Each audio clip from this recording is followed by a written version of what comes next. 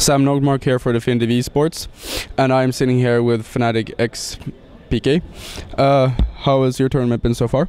It has been great. We have go through the group stage, second place, and that's enough. Who did you beat in the group stages? We beat like Cypher and Millennium, and we lost to Corsium. It was a close game though. Okay then. Now, one of the biggest news in recent times with your team was the departure of Shushei, who's been like an integral part of your team since you began. How does it feel to be in the team now when he's not around? Well, it's different. Like I was used to be with the same team for more than 1 year, but I don't know. It was the thing is, in the last tournament we went to, it was not motivating at all. When most of the time he was not showing not putting the same effort as everyone else. So it was demotivating. It was not so fun anymore. I didn't even care about winning or not. I always said that I just wanted to go to tournaments and not lose really badly. But I don't know, in some tournaments it was like most of them Shushei was not doing that good, but mostly because he was not motivating or practicing enough. Okay. So one of the reasons for why you say that he had to leave was because he couldn't adapt to the meta. And I was just wondering, what was the cause of this? Didn't he listen to you guys? Like, did you come up with new strategies that you feel like he should start doing, or like did he just know how to play one style? No, it's just that I think he has always been good with the heroes he has fun with. Like Alistar he had fun with and he played really good, same for Gragas. Even Pantheon, he used to play him really good long time ago. So I think if they buff one of those heroes, he will be again really good. But those heroes are not so useful now, so he cannot play that. And with other heroes, he could be good, but he doesn't practice them, you know. Like we didn't even ask him to go top at the beginning. I was playing top and he was going mid, but he didn't want to play like the heroes we needed to. So at some point we were like, okay, I played these heroes in mid, you play these heroes in mid, and I ended up going mid all the times because his heroes were not useful for the team. Yeah. That was mostly it. Okay. Now you're one of the few teams that also got an invite to the Azubu, the Champions Spring in Korea, and there people sort of say that you suffered like an early exit compared to like your relatives to your skill, since you're considered one of the best teams around. Didn't you like Korea? Were the Korean teams better than you were? What was the cause for the early dropout?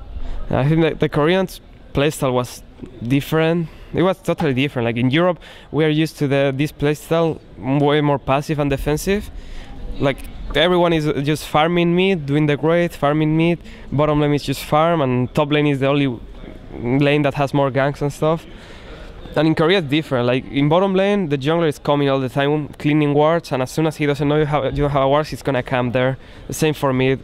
And the mid guy, instead of taking grades and stuff, he's just roaming around trying to gank. And it's not that they're better, it's just that if you're not used to it, the first games is gonna be hard. Which Korean team do you think is strongest? Is it, or are the MIG teams the strongest ones? I think that the MIG team, both of them were really good. Like the B team or the Blaze, I don't remember. The Blaze one was actually really strong. Like people were saying Frost was the best, but Blaze, I think they did amazing in all the matches. And there was also some other teams like a Storm, sending a Storm. They were really good. We screamed against them a lot, and they were really good. I come from mostly a StarCraft 2 background, and their Koreans. It's no secret that Koreans are generally a lot better and more refined than non-Koreans. Do you see this happening with LOL too? Because from what I've heard, a lot of LOL teams outside of Korea don't actually put in enough like as many hours as the Korean teams. And like, do you simply think that the Koreans are taking it more seriously than the non-Koreans? And do you think that will result in Koreans being a dominant force soon? Yeah, the Koreans have this mentality. Like in other games, they go. If they play the games, they don't just play for fun or whatever. They go into a gaming house, they have their own coach telling them when to play. So that forces them to have a fixed schedule. It's not just that they are better. Some of them are actually worse, but they always play at their maximum level. So maybe I'm better than them, but sometimes I play worse, sometimes I play better. While they are worse, but always play at their best, which make them beat me a lot of times. Okay. And speaking of team houses, you recently boot camped with your newest member, Soaz. I hope I pronounced that correctly. Yeah, and for DreamHack, and you won a tournament versus M5 in the finals just recently. Do you feel like Soaz has become part of the Fnatic family, and do you really enjoy his presence, and do you think that it's gonna bring you to victory at DreamHack? Yeah, I think the first weeks or days with him, we didn't find a good playstyle for ourselves. We were really used to playing with Shushei as well, and it was really different. And with him, we just had to find a good team play. Like we have it way better now. Like before, even if we were winning early in team fights, we were getting cross or we were making bad calls and not everyone was following.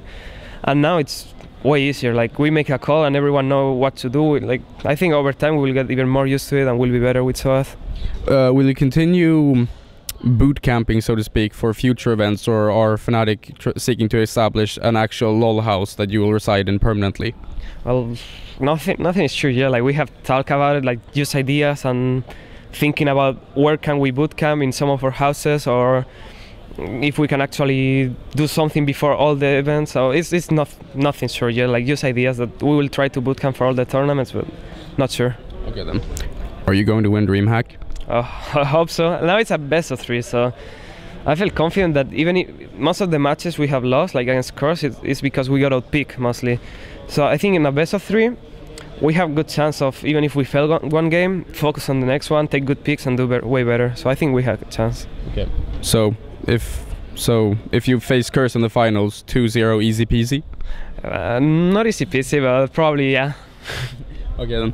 Thanks. This is Sam Nover from the esports.